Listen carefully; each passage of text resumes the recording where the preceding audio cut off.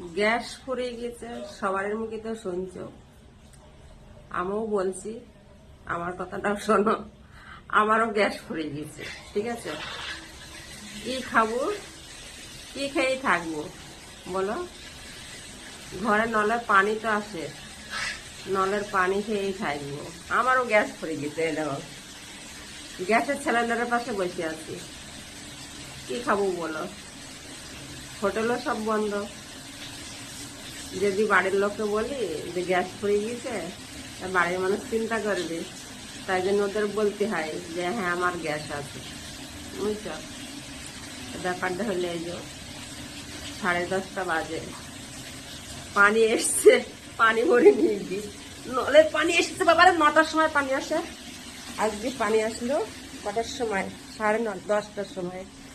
ওখানে বসেছিলাম, মশাই খেয়ে নিয়েছে আমাকে।